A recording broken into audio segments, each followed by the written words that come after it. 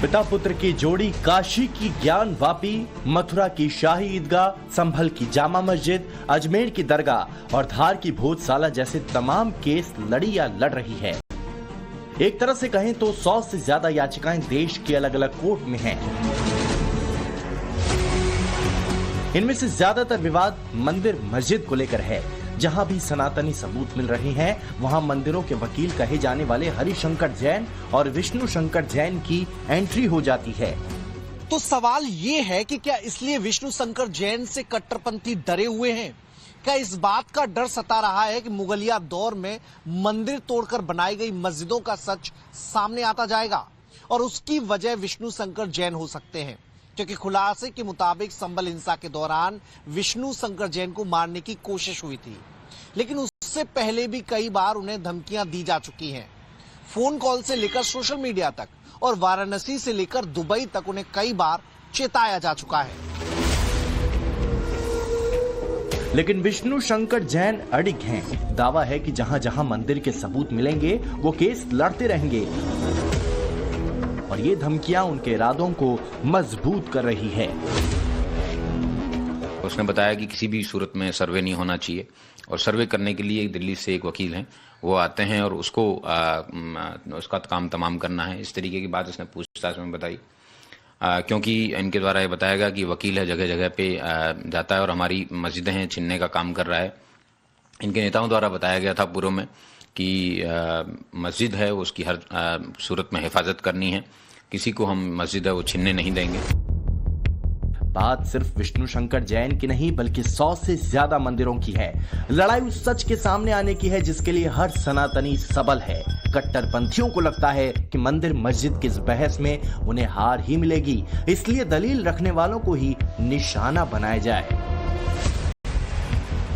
वाराणसी की ज्ञानवापी मस्जिद में एएसआई सर्वे हो चुका है और कई धार्मिक प्रतीक चिन्ह भी इसके मंदिर होने की तरफ इशारा कर रही हैं। संभल की शाही जामा मस्जिद में सर्वे हो चुका है। इस सर्वे रिपोर्ट में 50 से ज्यादा सनातनी पहचान से जुड़े सबूत सामने आए हैं। जौनपुर अटाला मस्जिद में एएसआई सर्वे आदेश दिया जा चुका है। फिलहाल सर्वे पेंडिंग है, लेकिन मुस्लिम पक्ष को डर सता रहा है। और ये लोग कौन हैं, जरा वो भी देख लीजिए। हर जगह पर जहां भी जाओ बस गला खोदो, सर्वे सर्वे सर्वे। नहीं यहां पर कुछ था, कब था रे भाई? नहीं 500 साल पहले था। अम्मा तेरे को कैसे मालूम 500 साल पहले था? नहीं था, हम सुने। अरे हम भी सुने नहीं था, क्या करेंगे तुम?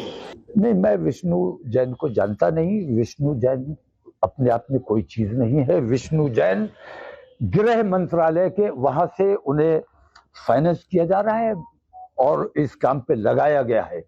और इस किस्म के कितने विष्णु जैन सरकार ने पाल के रखे हुए हैं।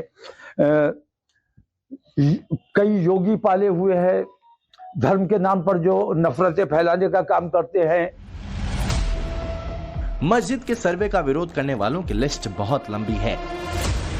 इसमें असदुद्दीन ओवैसी हैं, मौलाना तौकीर रजा हैं, अरशद मदनी हैं, मौलाना शहाबुद्दीन रजवी हैं, एसएम यासीन हैं, बदरुद्दीन अजमल है। मंदिर तोड़कर बनाई गई है मस्जिद। ये सुनते ही इन सब की त्योरियां चढ़ जाती हैं। माइक ऑन होते ही नफरत उगलने लगते हैं। स्पीकर का वॉल्यूम मुस्लिम मोहल्लों में बहुत ज्यादा लाउड हो जाता है। ये अलग बात है कि विष्णु शंकर जैन इनकी परवाह किए बिना तथ्यों के साथ बात करते हैं। देखिए, इस धमकी का सबसे मूल कारण है समाजवादी पार्टी की मीडिया सेल, अखिलेश यादव जी, साथ ही साथ ओवैसी जी और वहां के जो कंसर्न एमपी हैं। अगर मुझे कुछ भी होता है तो इसके रिस्पॉन्सिबल ये सारे लोग होंगे। उसका कारण है इन्होंने मिस इन्फॉर्मेशन हर जगह फैलाई है। और मिस इन्फॉर्मेशन क्या फैलाई है कि मैं जब वहां पे सर्वे करने जा रहा था तो जय श्री राम के नारे लगाते हुए जा रहा था और एक भीड़ को लेकर जा रहा था जो जय श्री राम के नारे लगा रही थी, जिसकी वजह से दंगा हो गया और जिसकी वजह से 5 लोगों की मृत्यु हो गई। तो इस तरह की मिस इन्फॉर्मेशन फैलाना मुझे लगता है सरासर गलत है। मौलाना जमात के लिए विष्णु शंकर जैन का खौफ इसलिए ज्यादा है क्योंकि उनका ट्रैक रिकॉर्ड बेहद शानदार है। माना जाता है कि इनकी दलील और सबूत इतने मजबूत होते हैं कि ज्यादातर केस में जीत हासिल होती है। राम मंदिर केस इसी का उदाहरण है। हरिशंकर जैन ने अयोध्या के राम मंदिर केस में जब मोर्चा संभाला तो एक भी रुपया नहीं लिया था। तथ्यों को लेकर उनकी पकड़ इतनी मजबूत रही कि मुस्लिम पक्ष ने भी उन्हें अपना वकील बनाने का ऑफर भेजा था। लेकिन पहले पिता और अब पुत्र ने सनातन को सुदृढ़ करने का जो संकल्प लिया, उस पर वो निरंतर काम कर रहे हैं। मंदिर मस्जिद से जुड़े जितने भी केस होते हैं, उनमें विष्णु शंकर जैन भी पिता की तरह कोई रुपया नहीं लेते। वो इस कानूनी लड़ाई को हिंदू धर्म के लिए जरूरी मानते हैं और शायद इसलिए कट्टरपंथी जमात उनसे खौफ खाती है। डर इस बात का भी है कि विष्णु शंकर जैन ही वो वकील हैं जिन्होंने वर्शिप एक्ट की संवैधानिक वैधता को चुनौती देते हुए 712 ईस्वी से पहले की स्थिति बहाल करने की मांग की है और वक्फ एक्ट 1995 को गैर कानूनी बताते हुए हिंदू संपत्ति और पूजा स्थलों पर अतिक्रमण करने के खिलाफ कोर्ट में चैलेंज किया है। विष्णु शंकर जैन ने वक्फ बोर्ड की तर्ज पर हिंदू बोर्ड भी बनाने की वकालत की है। यानी मौलाना जमात को लगता है कि जो मलाई उन्होंने अब तक खाई, अगर वही हाथ से दूर चली जाएगी तो फिर क्या करेंगे। इसलिए मस्जिदों के नाम पर नफरती टेप बजाते हैं। 500 साल पहले अगर तुम जाओगे तो मैं तुमको 2000 साल पहले लेके जाऊंगा। जैन और बौद्ध मजहब के लोग भी खड़े होकर बोलेंगे, यहां पर भी हमारी मजहब इबादत गाहें थे।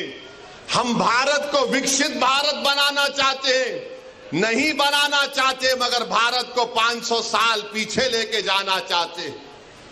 अरे वही मुल्क ताकतवर बनेगा जो आगे देखेगा, मगर नहीं नरेंद्र मोदी 1526 पे नजर है। अरे मोदी नजर रखो, विकसित भारत का तो तुम नाम लेकर झूठ बोलते हो। अरे तुम नजर रखो कि 70 साल के बाद इस देश में क्या होगा। अगर सर्वे के लिए मुसलमानों ने रिएक्शन दिया होता तो ज्ञानव्यापी के लिए दिया होता, ईदगाह के लिए दिया होता, लेकिन आज तक मुसलमानों ने सरकारी काम में बाधा बनना की कोशिश नहीं की है और कहीं कानून अपने हाथ में लेने की कोशिश नहीं की है। इसीलिए संभल को कैद खाना बनाया हुआ है कि बाहर का कोई आदमी वहां नहीं जा सकता, किसी को जाने की इजाजत नहीं, ताकि सच्चाई बाहर आ सके। मौलाना जमात नैरेटिव फैला रहा है, मुसलमानों को भड़काने का काम किया जा रहा है। फेक थ्योरी ये चलाई जा रही है कि मस्जिदों को जानबूझकर मंदिर विवाद में घसीटा जा रहा है। इस झूठ को भी जोर शोर से प्रसारित किया कि सरकार के इशारे पर मुसलमानों के इबादत गाह छीने जा रहे हैं। ये भी नैरेटिव बनाए कि संभल हिंसा से पहले मस्जिद में जय श्री राम के नारे लगाए गए। और अब जब विष्णु शंकर जैन को लेकर पुलिस ने बड़ा खुलासा किया तो यहाँ भी एक नए झूठ को आगे बढ़ाया जा रहा है। अब ये कहना कि ये टारगेट पे हैं, ये गलत है और ऐसा कुछ नहीं है कि इनको कोई टारगेट कर रहा है। इनको गलतफहमी है और गलतफहमी को अपने दिमाग से निकाल देना चाहिए। वकील है, वकील की हैसियत से आदमी वकालत करता है और उसकी फीस लेता है, उसकी मजदूरी लेता है। तो ये अपनी मजदूरी ले रहे हैं, अपनी फीस ले रहे हैं और अपनी वकालत कर रहे हैं।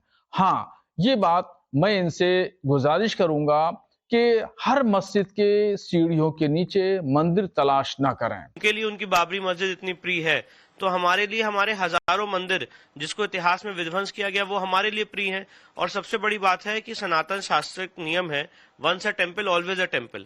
अगर एक बार किसी जगह मंदिर की रचना हो जाती है, स्थापना हो जाती है, तो समय के अंत तक मंदिर की रहती है। इसीलिए ये ऐसे मंदिरों की बात हो रही है जिनको जबरन कब्जा किया गया है या एक मस्जिद का शेप देने की कोशिश की गई है। इसलिए हम लोग ये चाहते हैं कि न्यायालयीन लड़ाई चले और न्यायालय के माध्यम से सारी बातें तय हों कि वहां पे ओरिजिनली उसका स्वरूप क्या है। ओवैसी का ये दर्द बढ़ने वाला है। तौक़ रज़ा की टेंशन भी कम नहीं होने वाली है, क्योंकि मौजूदा दौर में संभल भले ही हाईलाइटेड हो, लेकिन पिता पुत्र की जोड़ी बहुत आगे की सोच रही है। हरिशंकर जैन का दावा है कि देश में तोड़े गए 40,000 मंदिरों को वापस लाने की कानूनी लड़ाई लड़ते रहेंगे। ये वो मंदिर बताए जा रहे हैं जहां मौजूदा दौर में या तो मस्जिद अस्तित्व में है या फिर मजार या दरगाह है। हरिशंकर जैन मानते हैं कि इनमें से ज्यादातर मंदिरों को मुगल काल या फिर उसके बाद तोड़ा गया। हम लोग का प्रण है कि जहाँ जहाँ जो मंदिर तोड़ कर मस्जिदें बनाई गई हैं, जितने सबूत मिल जाएंगे उनमें किसी को भी कानूनी शिकंजे में लाने से छोड़ेगा नहीं। सबके खिलाफ मुकदमा दायर होगा और मंदिर को पुनर्स्थापना की मांग की जाएगी। हम लोग जनता, हमको अपना काम करना है। वक्फ बोर्ड लगातार हिंदुओं की प्रॉपर्टी पर कब्जा कर रहा है। अवैधानिक कब्जा बहुत जगह हुआ है। 58,000 से ज़्यादा संपत्तियां वक्फ बोर्ड ने इलीगल ली हुई है, उन पर भी कार्रवाई चल रही है। हम लोग लगे हुए हैं। और जो सबसे बड़ी बात है कि जहाँ जहाँ सबूत मिल रहा है कि मंदिर तोड़कर मस्जिद बनाई गई है, सबूत इकट्ठा हो रहे हैं, उन सब के खिलाफ धीरे धीरे कार्रवाई हो रही है। कई इतिहासकारों का दावा है कि मुस्लिम शासन में जो 1800 मंदिर तोड़े गए, उनमें से करीब 299 विवादित ढांचे यूपी के हैं। और जब से केंद्र में मोदी सरकार आई है, उसके बाद से इन सनातनी धरोहरों के लिए नए सिरे से लड़ाई लड़ी जा रही है। संभल का शाही जामा मस्जिद वर्सेस हरिहर मंदिर विवाद इसी की कड़ी है। संभल की मस्जिद में British engineer general A Cunningham के जरिए भी 1864 में सर्वे कराया गया था। कनिंघम की इस रिपोर्ट का जिक्र 1911 में लिखे गए मुरादाबाद के गजेटियर में है। इस गजेटियर को भी विष्णु शंकर जैन ने अदालत ने आधार बनाया था। इसके मुताबिक मस्जिद में कई जगहों की जांच करने पर प्लास्टर टूटा हुआ मिला। हिंदू धर्म के निशान से जुड़े कई पत्थरों के हटाए जाने का भी जिक्र इस गजेटियर में है। मूर्तियों को नीचे की तरफ मोड़ने का दावा भी कनिंघम की रिपोर्ट में है। दावे के मुताबिक भवन परिसर के गुंबद का अंदरूनी आकार अंडाकार जैसा है, जिसमें हिंदू सामग्री का इस्तेमाल किया गया।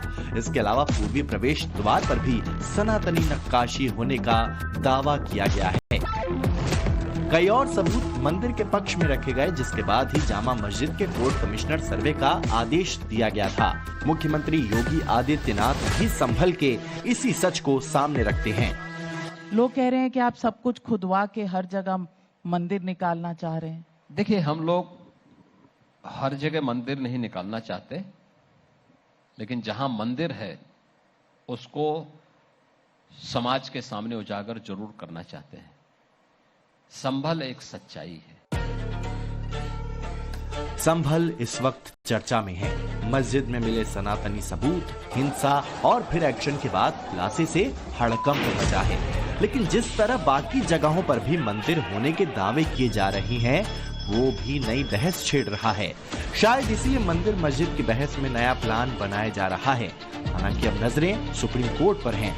अगर अप्रैल महीने में होने वाली सुनवाई के दौरान वर्शिप एक्ट को लेकर कोई कदम उठाया गया, तो फिर देश में नए सिरे से बहस हो सकती है और फिर से चर्चा में आ सकते हैं Vishnu Shankar Jain. Bureau report, times now नव भारत।